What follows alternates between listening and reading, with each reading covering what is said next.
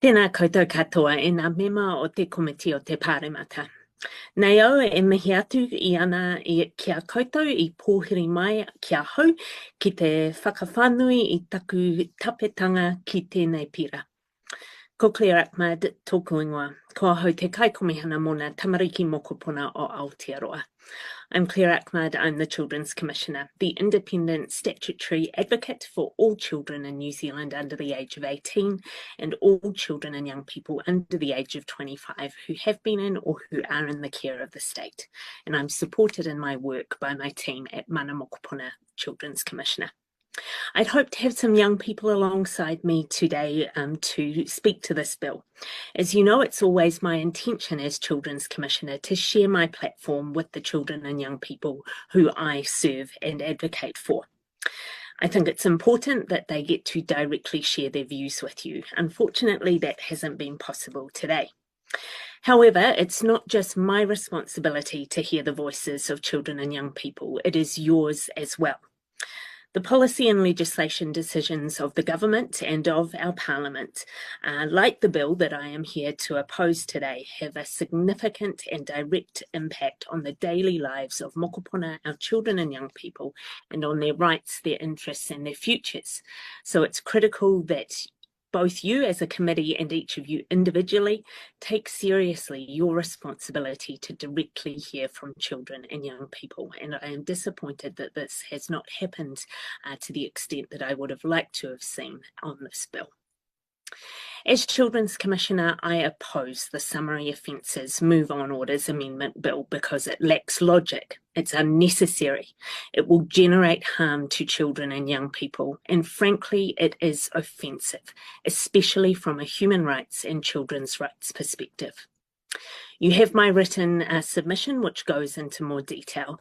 Today, I want to highlight the key reasons for my opposition to this bill from a children's rights perspective. To begin with, this bill lacks logic. The people moved on, swept out of sight by this bill. They are not a problem. They are our brothers, our sisters, our uncles, our aunts, and some of them are children. They are people. Instead of contending with this bill, I think that this House would do much better to use its time to focus on urgently solving how to get every single one of these people who are living on our streets a hot meal and a roof over their head today, to uphold their human rights in action and to lift children and young people out of poverty, ensuring that everyone in this country has an adequate standard of living consistent with their fundamental human dignity. No part of our response to homeless children and young people should include harsh, unrealistic, dismissive or punitive action like this bill does. These are dear children and young people. We should be cherishing them. We should be seeking to uphold their rights and prevent them from being on the streets in the first place. We need to recognise that living on the street, it is not a crime. If young people are on our streets and have struggles with mental health, that is not a crime. Their complex trauma is not a crime. These things require our kindness and our humanity. This bill, proposing to sweep people, including children and young people, out of sight, is simply cruel. The government and the fact that the government and this House is even considering criminalising people in this way is shameful. When a young person is sleeping on the street, our first question should be, how can we help you? Not, how can we move them on somewhere else? In my role as Children's Commissioner, children and young people are my priority. The cherished young people who stand to be impacted by this bill, they require wraparound support of government and of you, not a punitive justice response. This bill does absolutely nothing to bolster the supports that are so obviously going to be the only effective solution for their specific needs. And it also does nothing to incentivise the community to respond with kindness or support, which is ultimately what children and young people always need, and especially these most vulnerable children and young people living in severe housing deprivation or who are feeling excluded and isolated from our society. Instead, this bill will effectively criminalise homelessness and poverty. It will waste police resource that's needed elsewhere, and it will increase exposure to further harm for homeless mokopuna. We also need to be really honest about who will feel the impact of this bill the most. And we know it will disproportionately affect mokopuna Māori, Māori whānau, and young people who are leaving our state care system. It will also permit collection of young people's personal data when no offence has been committed. This will be an unwarranted breach of their rights, and it should not be encoded in our law.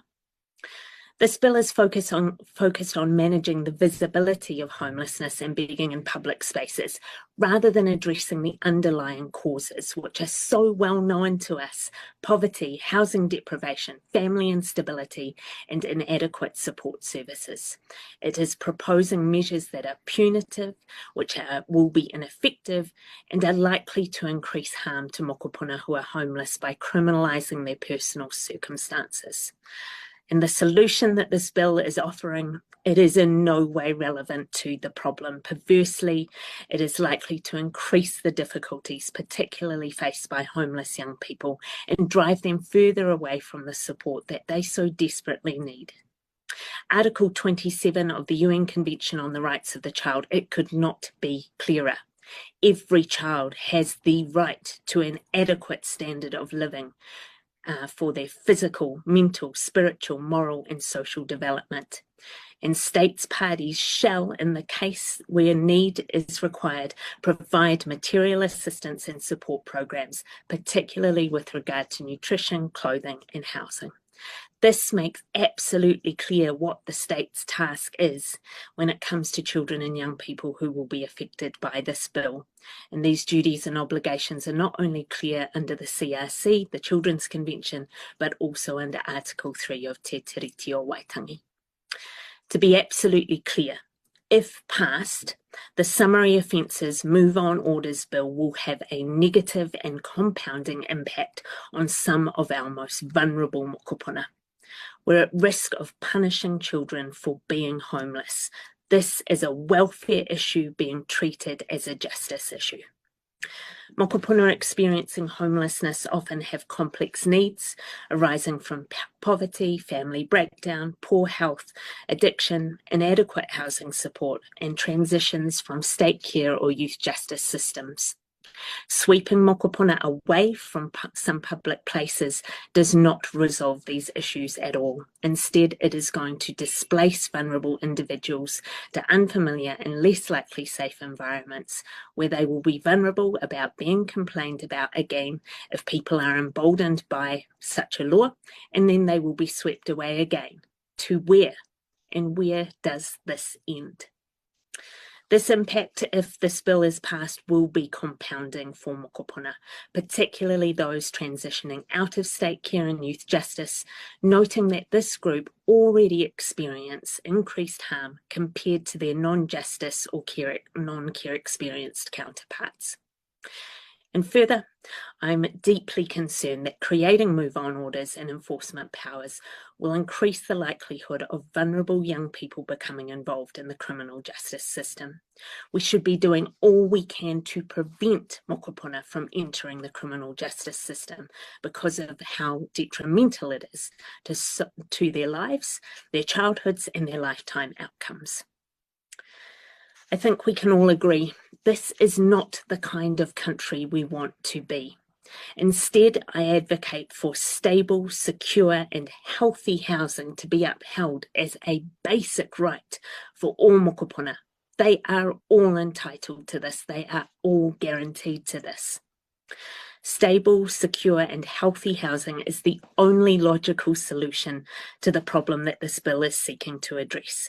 It is essential for improved well-being, education, development, and health outcomes, and positive participation for mokopuna in our society. Nothing short of a comprehensive social policy response to homelessness will do, and children and young people, families and whānau must receive a specific focus within that response.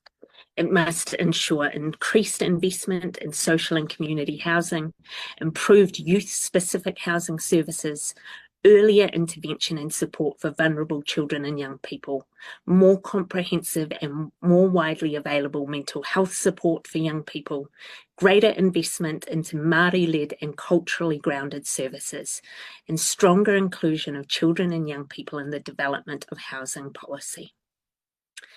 In closing, I want to reflect on my time sitting before you as the Justice Committee over the last few years.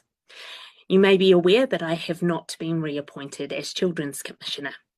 During my 2.5-year term as Children's Commissioner, I have made over a dozen oral submissions to your Justice Committee. In almost every case, the bills I spoke to you about overtly breached children's rights. It is crystal clear to me that the government must do better to uphold children's rights, as it is duty-bound to do as a states party to the Children's Convention. Continuing to pass laws that create breaches of children's rights is a stain on New Zealand's history. As a Justice Committee, I call on you to do much more, say much more, achieve much more for our nation's mokopuna and their rights. It is your duty under the Children's Convention and Te Tiriti o Waitangi, and more simply as adults in positions of power and decision-making influence. I am disappointed that my last time speaking to you on a bill is on a bill that is so offensive to the rights of children and young people and those who are most vulnerable in our communities. The right choice before you as a committee is to not let this bill go any further. During my time as Children's Commissioner, I have held the highest aspirations for all children in our country. They should all be living their best lives, experiencing all of their rights at all times, under all circumstances. And so, as I come to the end of my tenure as Children's Commissioner, this is the wero, the challenge that I lay down before you today. Kia ora koutou.